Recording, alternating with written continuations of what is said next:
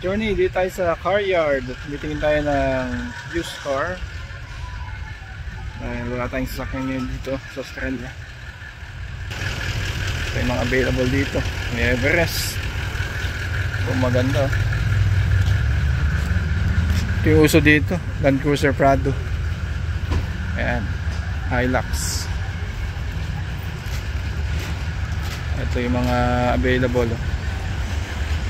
Ayan o, 35k ka-journey para sa isang pickup.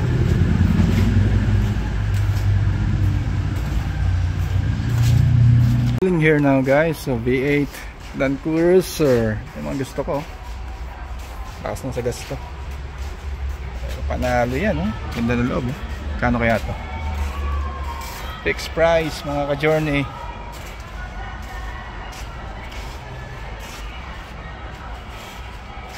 What do you like, Harvey?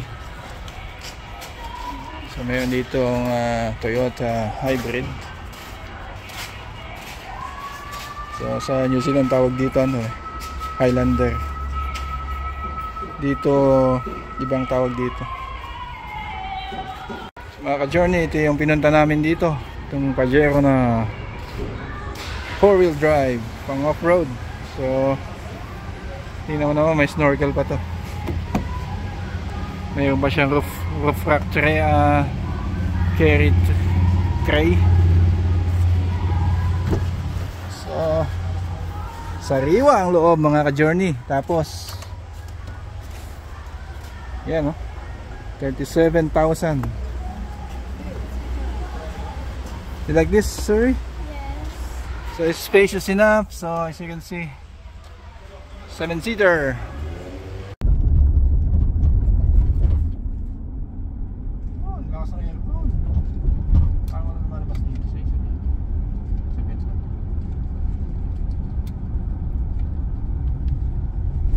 Tingnan mo RV ito, wala siyang dismento.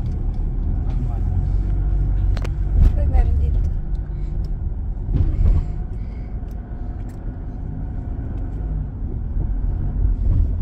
Magpatayo po.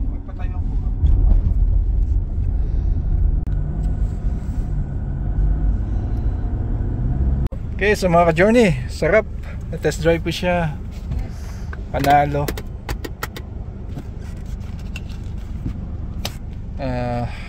Sarap na yung drive, smooth. Then malakas ang aircon. Hey Siri, did you enjoy the test drive? Do you like this car? Ooh, she likes it. So sold. Anyway, papa-approve pa ho tayo ng finance. Wala tayong budget ngayon. Nay cash. Binibili natin yung car, papa-approve tayo ng finance. Easy, straightforward process. Just need to give your passport, fill up the form. And yeah, mga ka-journey, finally we're picking up the beast. Aming Pajero. Finally may uwi na ho. Video mo ako.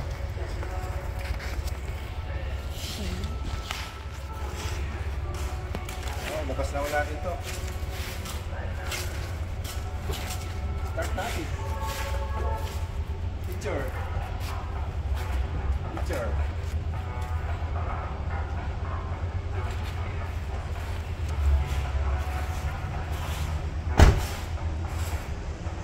Okay, so ito, meron pala siyang traffic camera.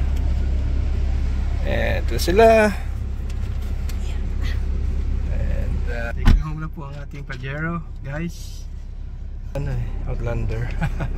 Pinhiram sa amin. Alright, so yeah.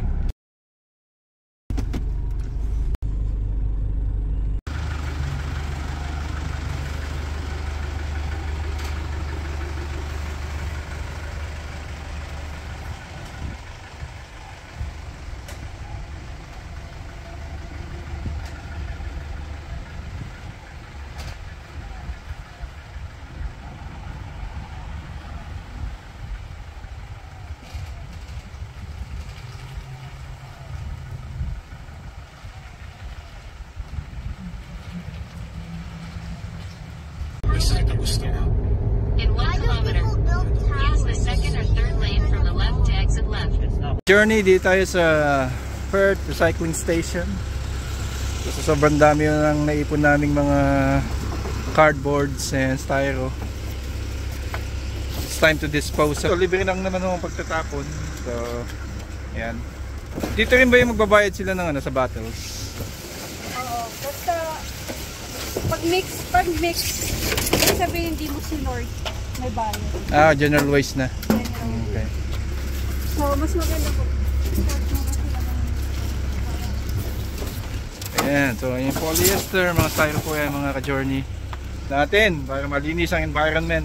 So dapat ganito sa Pilipinas encourage ang mga disposal, self-disposal ng mga recycling para malinis po ang kapaligiran, mga ka-journey. Yan ang may Pajero ko, malaki-laking sasakyan, so or either may pick-up ka o tinatawag na ute dito sa Australia, marami ka makakakot.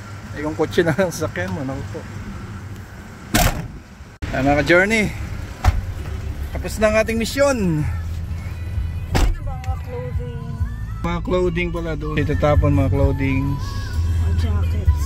Ayan. So maganda yung sa New Zealand walang ganyan. Meron ano ka ba? May ganyan din ba? Okay, so let's grab some iced coffee here. Try natin ang kanilang blend. Medyo mainit. Dito medyo hindi ako nagkakape na hot coffee. Iced coffee ang maganda dahil sa init ng panahon, ka-journey.